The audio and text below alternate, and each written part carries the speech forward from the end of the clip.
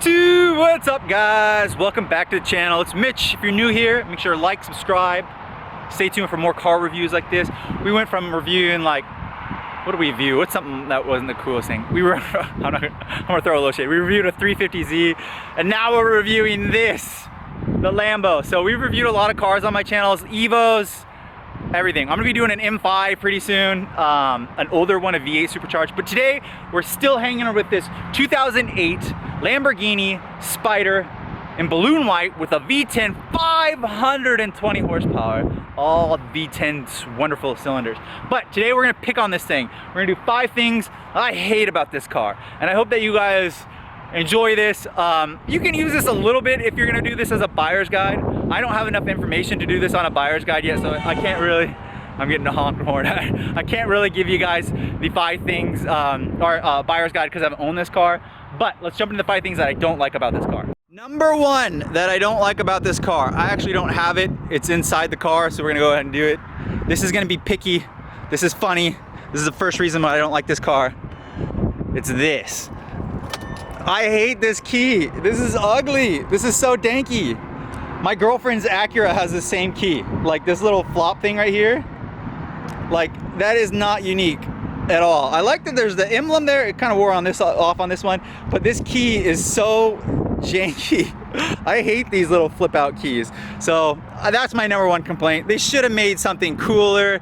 I don't know if there's something like on forums where they make a cooler aftermarket key, but this key is ugly. For being a Lambo, it's like, that is not special at all. That's one thing that they should do, is build a better key. That's the first thing that I hate about this car. Number 2, this is pretty simple.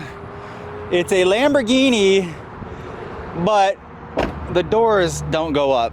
I want the doors to go up. I wish they'd go up. I feel that McLaren came and was like, Lamborghini, if you're not gonna do it on all your cars, we'll do it on all our cars. And then McLaren became super popular.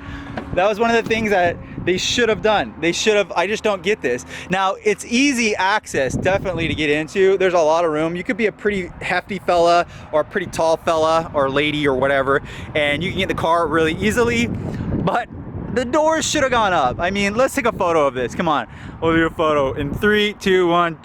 That's lame. It should have gone up. That would have been so cool. So number 2, the doors don't go up. It's a pretty common complaint, but they should have gone up. All right, my next complaint is, and I've enjoyed this, and I'm just doing this because it's generic and I'm supposed to do it, but I actually enjoyed it. It's an E-gear. I don't hate it. I feel like I'm driving a GTR, and this is probably the same reason I've never bought a GTR, is because it's an automatic. I mean, this is an E-gear. This, you do have to be involved in with this one. Like, it will stall out on you if you aren't in it. But there is no clutch pedal, and there should have been a clutch pedal on all of them. I can understand. And then the E-gear, it's okay. It's not the worst, but I just feel like I should say that that I hate it because it is an E-gear and it's not the gated manual. The gated manual on these cars are superb. The sound of it, the clanking of it, it just makes you feel so good. It's so good. It feels like you're really in control of the car too.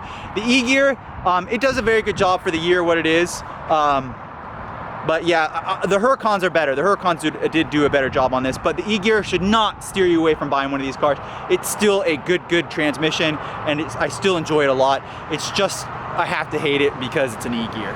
The next reason, number 4, is it number 4? We're already on number 4, so I didn't like the key. I didn't like the doors that went up. Now we're gonna come in here. Number 4 is, this is a convertible. We're gonna do some timing. We're gonna sit in the car and we're gonna go ahead and do it right now. We're gonna put the roof up. So we're holding the roof up and it's starting. And you guys are just gonna hang out with me. We're just gonna sit here for the next 25 minutes because the roof is coming up. It's still going. It's still going. I can just only imagine this battery dying. I would hate to have the battery die on this car. Yeah, it's still going. There, we're done. So I don't know how long that was. How long do you guys think that was? I don't know. It was a while. It takes a long time to put the car up. If you come to a stop, you're probably gonna have to pull over to the side of the road to do it. Yeah, that's another complaint is that one right there. Is that it takes a long time, and it's hot in here. It takes a long time to get the to get the soft top up. All right, final reason we get the soft top up. Not many people talk about this, so this one's just pure me and my preference.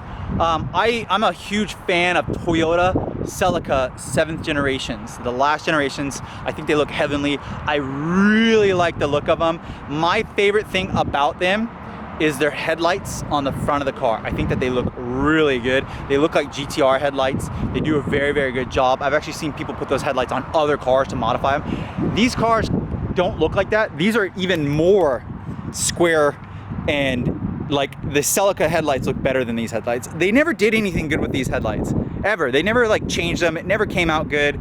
I just don't know how I feel about it. It's a square thing. Like, could have just like done like a slit or something. My EVORA has pretty interesting headlights. They're not my favorite. The Huracan they did a much better job on the Huracan headlights. These just aren't the most aesthetic. They're very boxy, and you can't do anything with them. I mean, they're already clear, beautiful lenses. These lenses are mint, but it's just the way they are. So number 5, weird headlights. What do you guys think about that? Comment below. Do you think that they're weird, or do you think they look good, the big box? They could have done something. Maybe they just made it more slanty or something. I don't know. They're just interesting. They're kind of just big squares. It is very unique. This is an iconic car. A lot of people just drive by and they go, it's a Lambo. They knew it right away. It looks like a Lambo. The front end does that the same for it, but I think they could have done something different with the headlights. So those are my 5 reasons about this Lamborghini Gallardo. I'm gonna go drive this car a little bit more and then bring it back to my buddy Josh. Josh, thank you so much. I really appreciate you. These are the 5 things. Josh, you're the man. This is a great car. I've been smiling all day. My face is hurting from smiling so much. Make sure to swing by Vehicle Finder. It's Josh's website. He finds vehicles for you. You can sell your car on there as well. He'll help you get your car sold. He's a great guy. Yeah, make sure to like, subscribe. If you didn't like any of my 5 reasons that I hate this car, make sure to comment down below. I want to hear your opinions about this.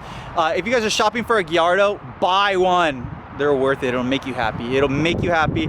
You'll never lose your value on the car. The car will always be worth it. Maybe the maintenance might kill you, but I don't know. I haven't owned the car long enough. Make sure to like, subscribe, swing by MITCHDORE.com. See you guys on the next videos.